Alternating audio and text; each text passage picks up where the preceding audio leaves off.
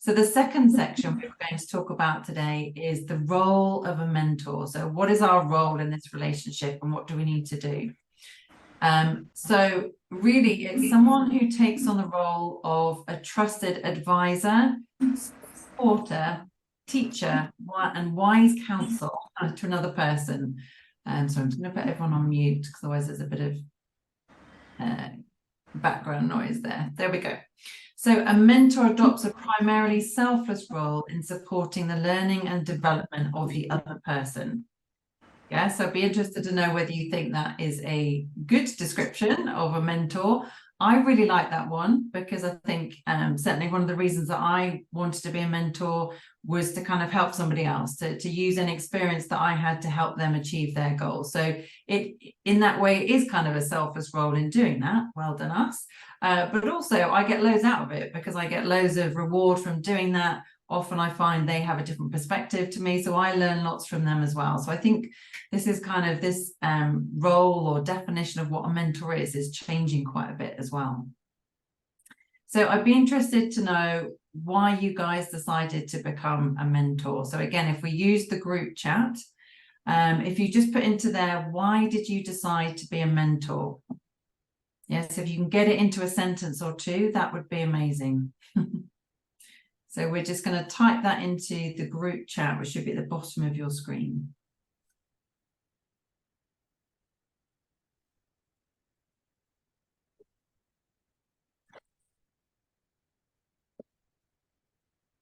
Okay, so Angie's straight in there. So to impart value to others on their business journey, amazing. Sanjay, to give back, yeah. Thank you. How about everybody else? So why did you become a mentor? To test yourself, I love that. So as a challenge, that's a good one. Karishma, to get different perspectives, yeah, absolutely. That's one of the things I enjoy most about it, I think. Anybody else? Any other reasons for becoming a mentor? To give others help, Gina, yeah. Part and parcel of the job, Bradley saying, okay. To share what you know, to meet younger people like that. Yeah, and that's often the way, because as we'll see, mentors often have a lot of experience and expertise, and then you're helping people who are starting off in their careers, so they're more junior and they need that level of expertise. That's quite common in this field. Any other reasons for becoming a mentor? Giving back to society. Great. These are all amazing reasons.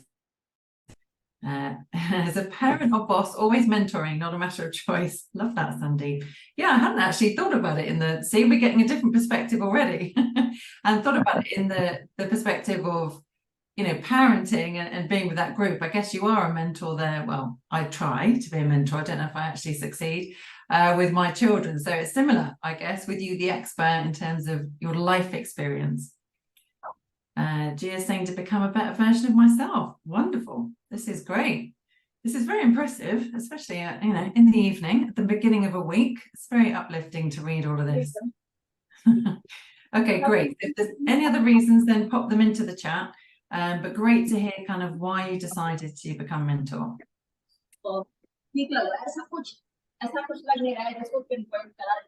Okay. We could just try and keep everyone on mute, that'd be great, just so we haven't got the background noise. There we go. Okay, so talking about mentoring, I mean, it sounds like everybody's got a pretty clear view of what mentoring is and why they became a mentor themselves. I thought it would be useful just to clarify the difference between coaching and mentoring, and even I think we can go one step further in coaching and training and mentoring, because these things often get put into the same bucket. I was recently doing some training up in Malaysia for a group of trainers. It was a train the trainer thing. And somebody was presenting on the kind of continuum of skills between coaching, training and mentoring. And this difference between being a communicator or being a guide. And I just thought this was a really nice way to look at it. So if we're talking about coaching, the role of a coach really is to raise self-awareness.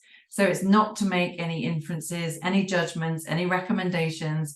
It's just to ask the right questions and to listen to the responses in order to raise awareness within that person of anything going on. So if we think about some of the common challenges, like knowing which role to go for next, knowing how to grow a business, knowing how to deal with somebody difficult at work. So it's not giving them the tools or the answers, it's just making them acknowledge what they're feeling and talking them through their options from their perspective. So that's kind of coaching. Mentoring is quite different. So mentoring, you're seen more as like you are taking their hand and you are guiding them in the right direction. So you're listening to them again, just as a coach would, which is why these two bits in the middle overlap, but then you're sharing your relevant experience. So you are kind of giving them tips that they can maybe use so they can achieve their goals or get over that roadblock or overcome that challenge that they're facing. So you're drawing on your expertise and knowledge in order to help that person achieve what they want to achieve. Whereas a coach is not about your expertise and knowledge, it's purely about elevating the person that you're coaching so they realize what they need to do. So they're the kind of the differences between those two things. So if we're focusing on mentoring, and I just kind of like this as a really clear guide on how to split these two things out. So it's more about the relationship than the task. So as a mentor-mentee duo, it's about the relationship you build up between the two of you, or if you've got more mentees, those as well, in order to take them on that journey with you so that they can learn from you and they can make more informed decisions. It's also more about their development rather than performance per se. So I know if anyone here does kind of leadership coaching or corporate coaching, a lot of times it's focused on like a KPI around performance. So better performing teams, less dissonance, achieving their goals quicker. That's often what we use coaching for within a corporate environment. Whereas mentorship is much more about just developing that person. There's no specific end point. It's just you need to get them where they want to be. So it's about their professional development. And that kind of flows into this third point here about structure. So it's a very flexible structure. And sometimes with coaching, you're on a coaching program and you go through different stages or periods of discovery. Whereas mentorship, well, what I've found so far is you can jump from thing to thing depending on what the mentee wants to cover and where they need the help, because it's about them and helping them where they need it the most. So you need to be slightly more flexible in your approach. It shouldn't be that we have a preconceived idea of where we want to get that person. It's up to where they want to go and how can we help them get there in the best way possible. And then the last one, engagement versus direction. So coaching, as I'm learning, I'm doing my ICF qualification at the moment for coaching, is very much about engaging with your coachee, understanding, their drivers, understanding their challenges, and learning about that person so that you can kind of shine the mirror back on themselves and they can realize where they can improve or where they can get over their hurdle, as opposed to mentoring, which is much more about providing direction. So lots of you, when you said why you wanted to become a mentor, was to help that person, get where they want to be, to share your expertise, to give back. So all of this we do by, raising professional development and by providing direction for that person so they can get where they want to be. Yeah.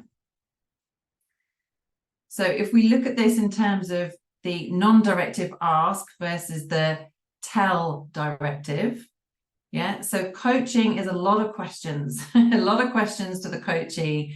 You're asking instead of telling. You're literally just raising their own awareness. Whereas with mentoring, it's still important to listen and ask lots of questions, but also you are doing an element of the telling. So you are advising and guiding. You're sharing your experience in the hope that that will help them. So that's where mentoring differs to coaching. However, and I'd be really interested to get your thoughts on this. This is something I've experienced myself recently. I think the boundaries between coaching and mentoring are starting to dissolve more now in the culture that we find ourselves in today. So I've just shown you a very black and white division of those roles between a coach and a mentor. But actually what we're finding in mentoring is having a coaching style, which is very much about asking questions, engaging with that person, really understanding what drives them, actually can help you a lot in giving the right advice. Yeah, and I think conversely, when we're doing coaching, yes, it's all about understanding that person, but actually you might have some really valuable experience that you can share with that person to get them where they want to be. So we are seeing kind of blurring of these boundaries between coaching and mentoring. So I'd love to hear your feedback about that in the chat box, if you could. If you've got any experience with that, if you've got any coaches on here as well, that'd be really interesting to hear from you. If you want to just type your response in there, I'm just going to share my own kind of personal experience on this one. So I'm predominantly a trainer and also do mentoring as well, mainly in the field of marketing and business development. I wanted to move more into coaching, and I found that actually coaching is something I have to really think about. It doesn't come as naturally to me as being a mentor. I want to tell people the right way of doing things, a good way of doing things they can improve. And that's not what we're supposed to be doing as a coach within that relationship. So I've really kind of learned a lot about myself and my style of communicating with people. And I kind of flex between mentoring and coaching with the same individual. So if they need more coaching, if there's a boundary or a barrier that is stopping them from doing something in terms of growing their business, then I will move more into a coaching mentality. If they want to know, for example, like my client did today, how to use AI to help them with their copy, then I move more into mentoring. I share my experience in that field to help them. So I find like I switch between the two. So Sandeep saying same sort of thing. So people that say they're coaching are usually actually mentoring. Yes, I completely agree. I think coaching is a term that we just use too much these days to cover everything. Sometimes it's training, sometimes it's mentorship, and sometimes it is coaching. But I think you can kind of, be a little bit fluid between the three, depending on what the person needs. So Gia saying coaching is still more about the mentee, mentoring more is about the mentor sharing the experience. Yes.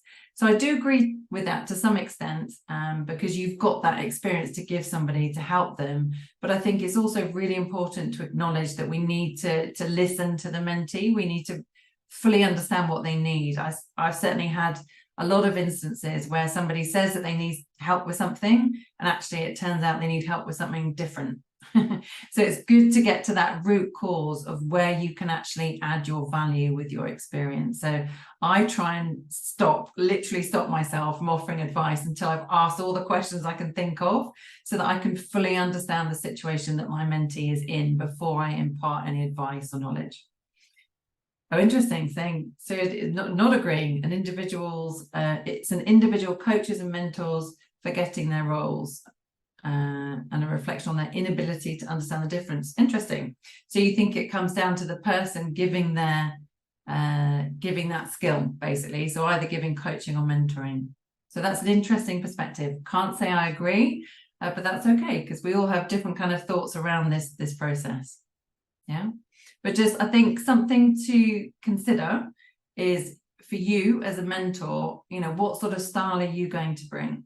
Yeah, are you going to just focus on the mentoring and just focus on imparting your advice?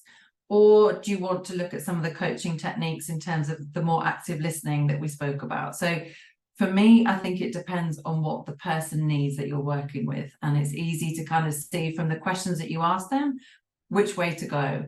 So if it's that they need mentorship, 100% go through the mentorship. And offer them the advice that they need. But as I say, we are seeing that sometimes the boundaries are getting a little bit blurred there. Okay. So the roles and responsibilities of a mentor. So let's go through some of these. So the first one is to enhance growth. So we are aiming to build professional and personal abilities and skills.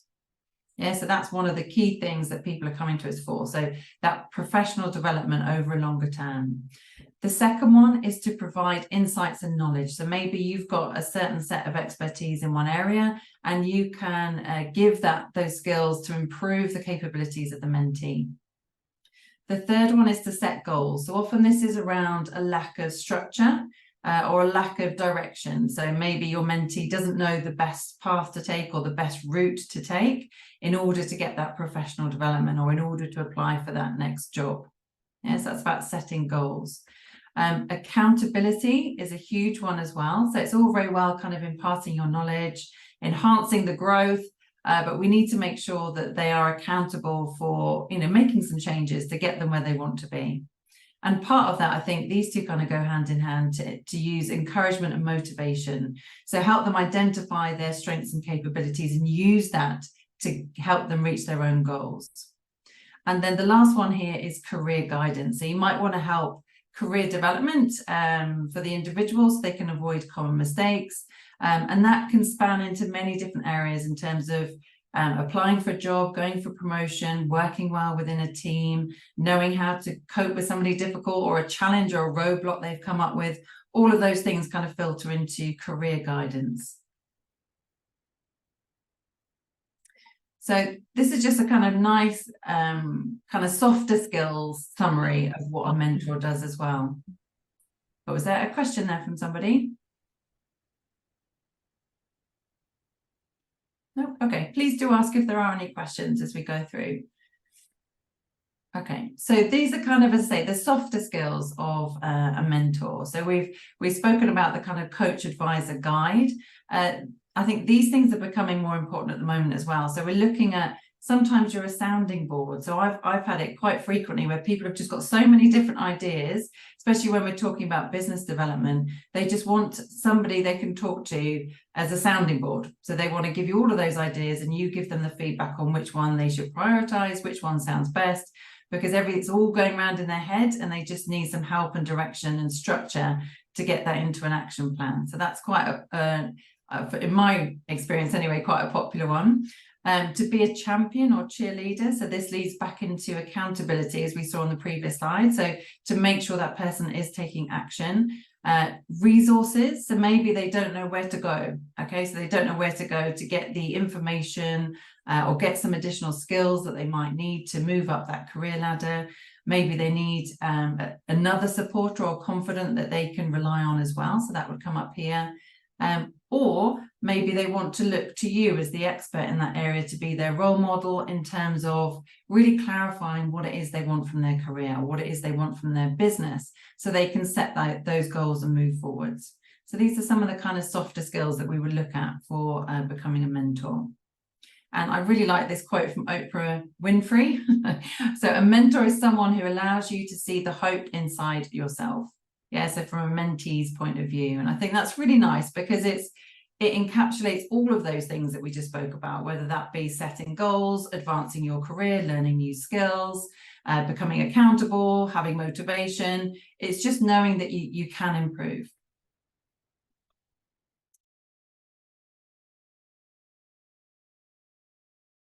So empathy, listening, patience, which came out the biggest, relatable. Yeah, that one to come out. Integrity, respect. So that kind of whole area, maybe we could explore a little bit more. Enthusiastic, trusting, encouraging, compassionate. We had, didn't we? Organized, approachable. So there's a couple of things there about being approachable, having integrity, being respectful, etc. And we'll look at that when we explore, like, the best ways to communicate with your mentee, because I think they're really, really important qualities, those. We spoke about understanding, being responsive, said about being hardworking and committed and flexible. So we've got a lot of these in here, but I like to sometimes refer back to this just to kind of be really clear on like what's expected of us here. Like, what are we trying to do when we're building these relationships with our mentees? Okay, so these are kind of the key qualities and characteristics of a good mentor. Okay.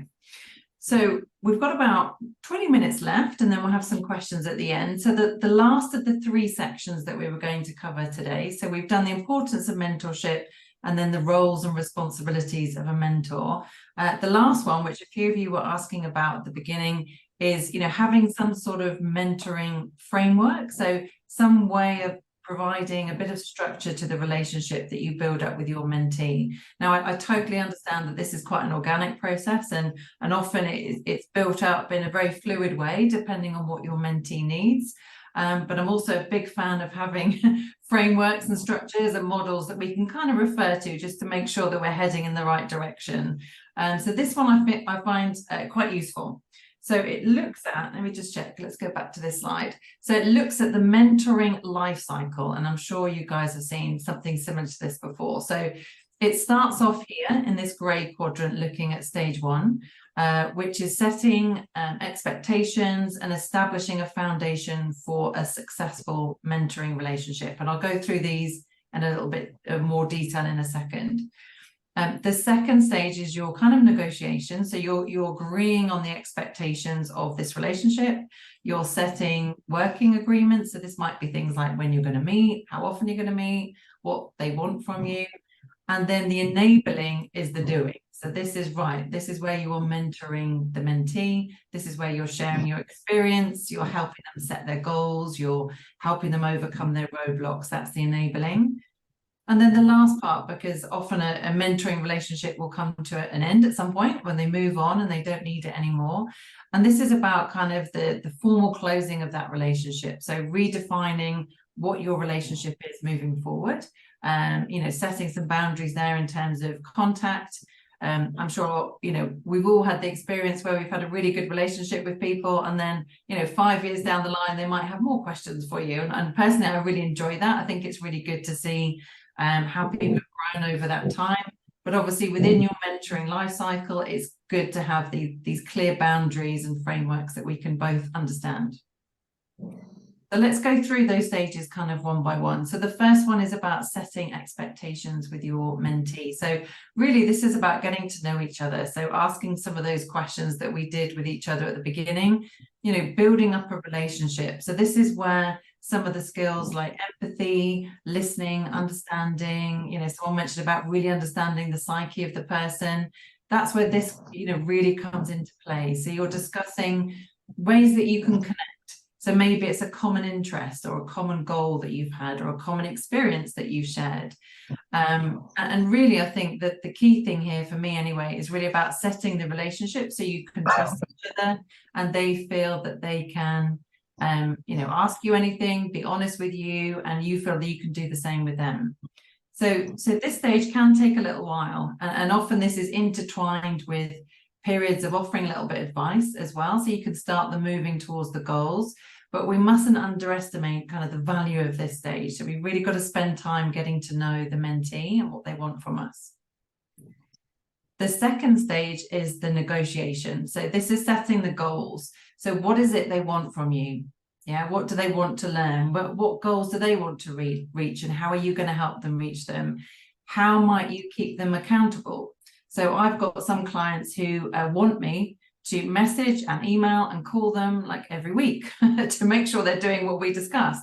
And I've got others that say, look, I'm just going to get on with it, Liz, and I'll come back to you when I finish that, and then we'll move on to the next stage. So it's really about understanding what works best for them. So in terms of the skills we just spoke about, this is where we need to be a bit flexible around what works for the mentee.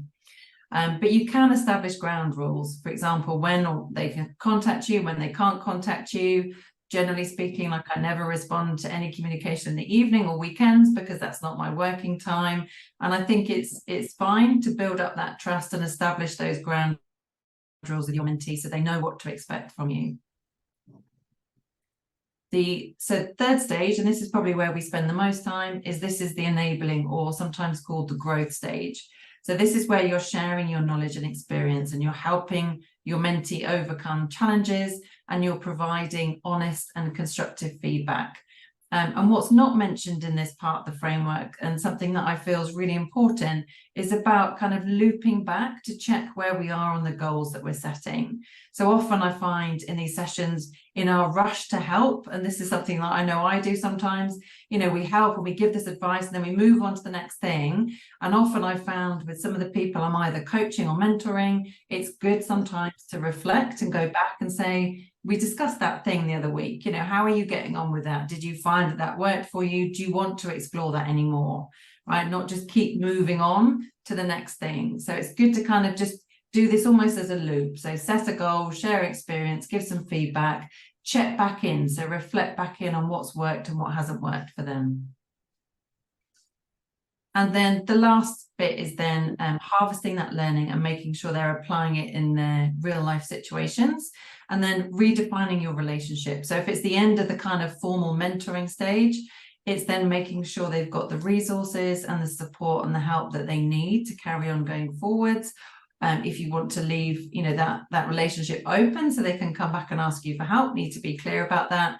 But it's just about really understanding what the next stages are and making that definition, that change quite clear with the mentees. They don't feel like they've been left hanging. They know what the next stage is for them. Okay, so that's that last phase, which is closure. So just to summarize on what we went through today. So we started off looking at the importance of mentorship.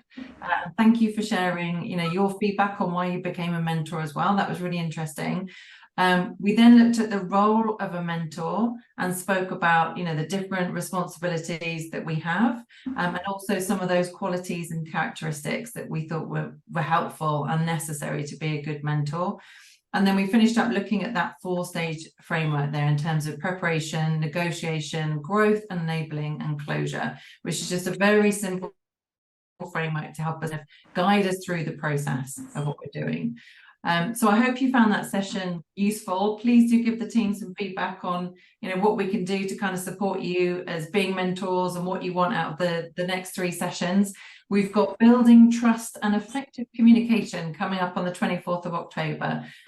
So we've discussed that's an important one, right? Building up that trust at the beginning and then learning how to effectively communicate with our mentees. So more details will be sent out about that. I'll hang around at the end if you guys have got any questions. But thank you so much for your time and your contributions to all the discussions. That was really, really great to hear from everybody. And I look forward to seeing you at the next session.